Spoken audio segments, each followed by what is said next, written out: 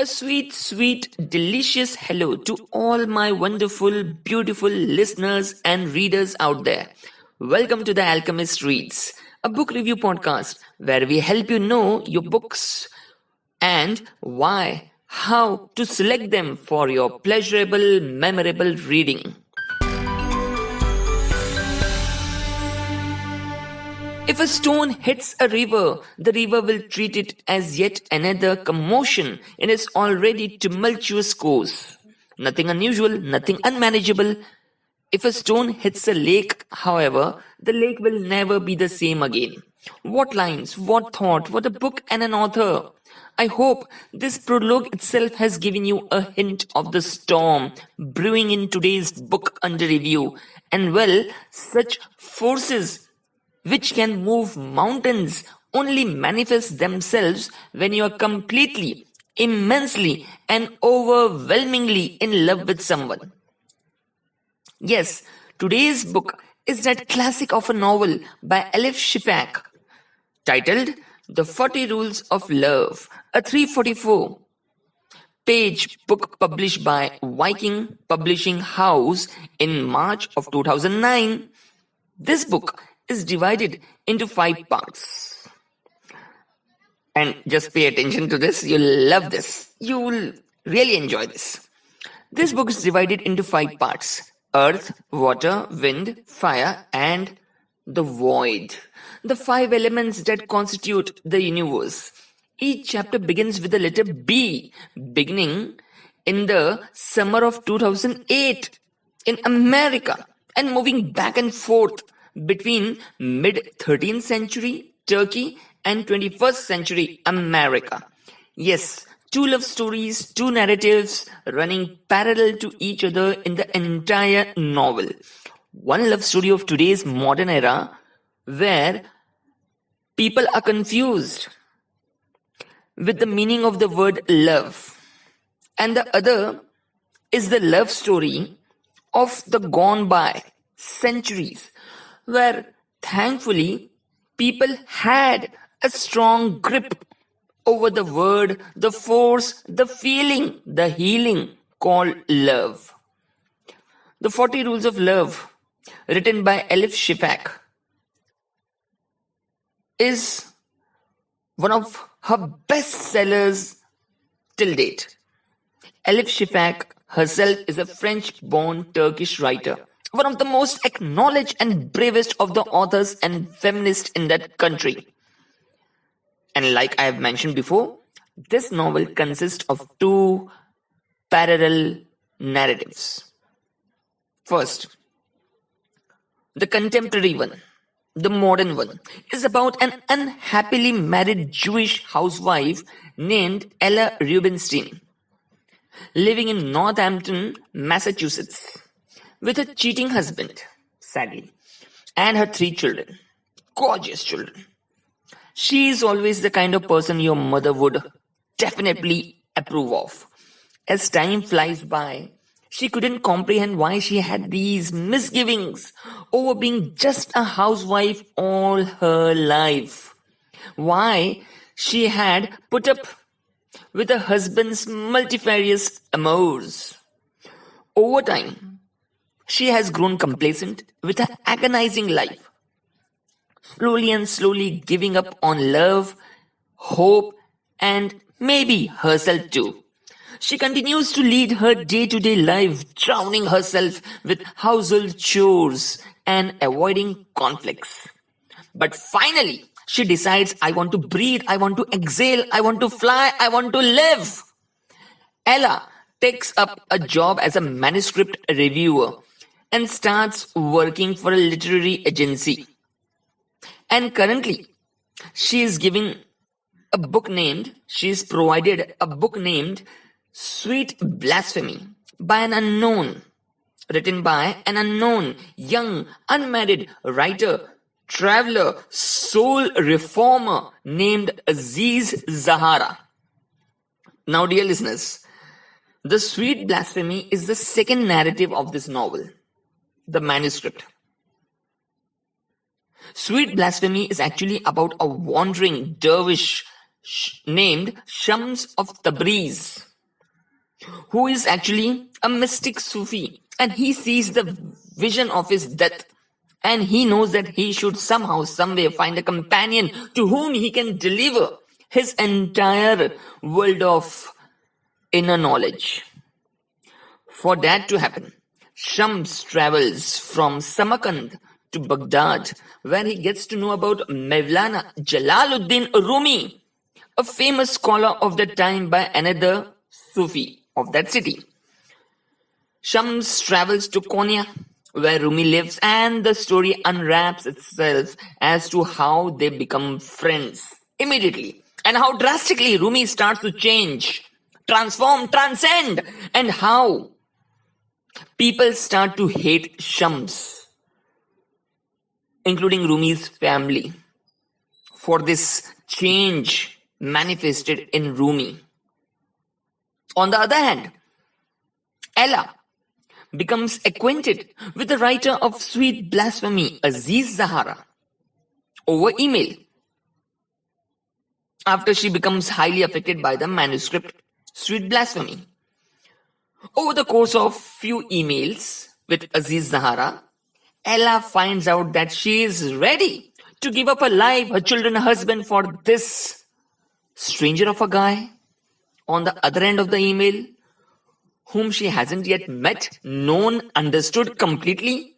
But that shows the frustration, the pain, the agony, the suffering of Ella. She is ready to sacrifice, throw away her life to be with this one guy. Incredible.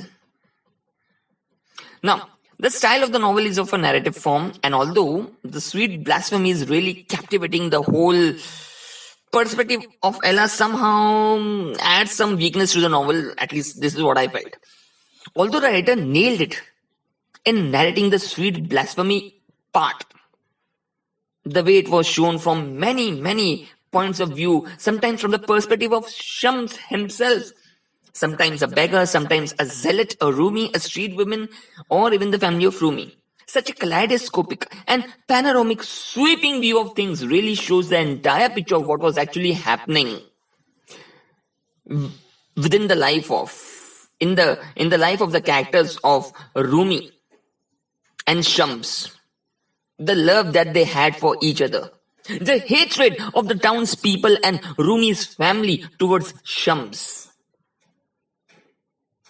But the narrative of Ella lacks the multiple perspectives which I just discussed that the character of Ella really needed.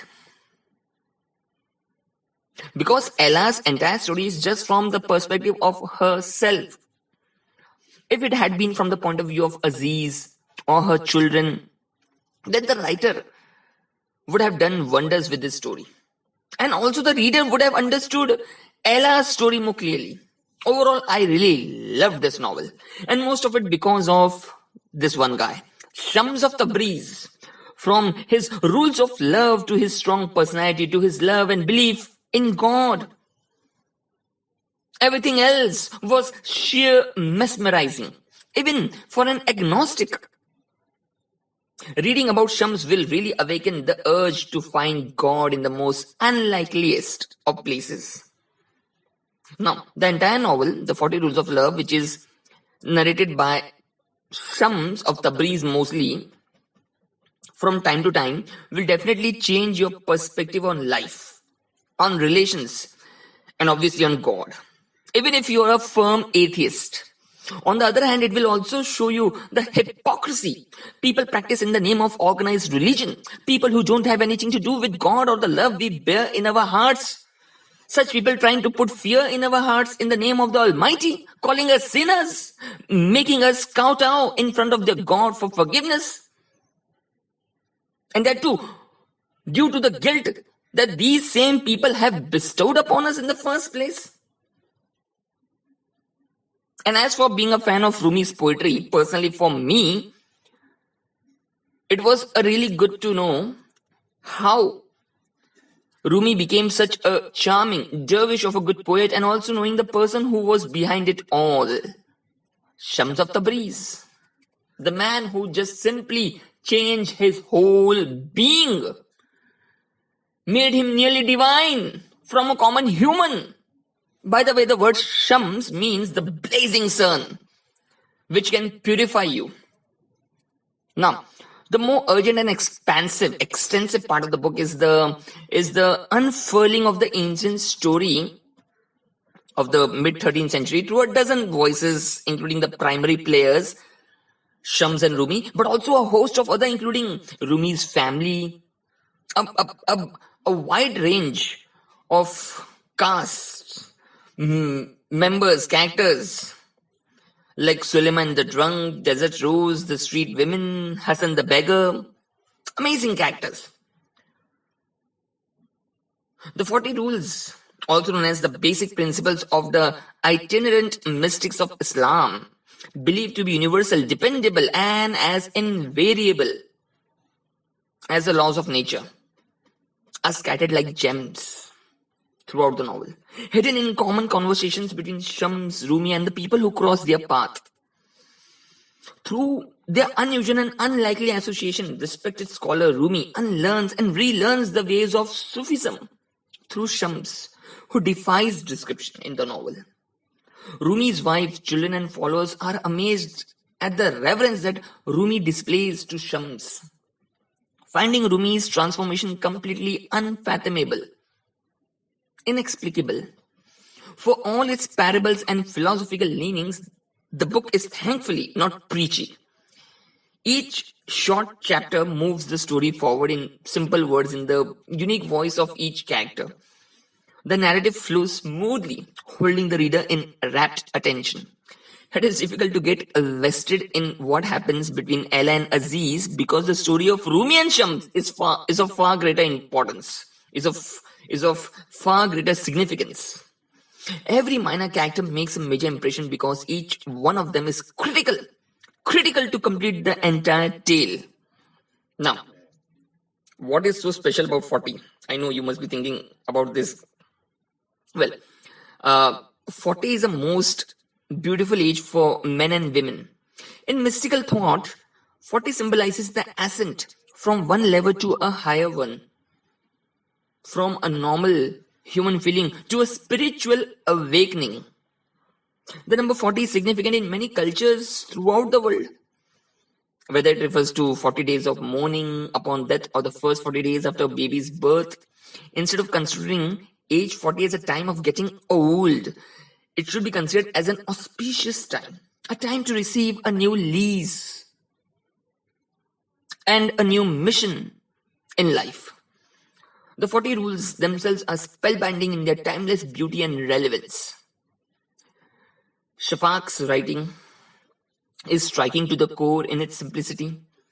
While it is easy to get lost in the beauty of Rumi's poetry, words flowing like milk and honey, and the truth, the shining, glittering, shimmering truth of Shams of Tabriz, Shafak's genius shines in the way she connects their words to the times we live in today, without the slightest bit of condensation, allowing the reader to have their epiphanies upon her carefully laid stage of characters. Finally, all I can say is, magic never gets old, neither do love stories. Love cannot be explained. It can only be experienced. Love cannot be explained, yet it explains all. Like love, this book too has to be experienced, not simply read. It's a soul transforming book, to say the least. So, guys, this was today's book review. I hope you must have liked it, enjoyed it, and for such more good book reviews, I hope to meet you soon. See you guys. The Alchemist has left the building.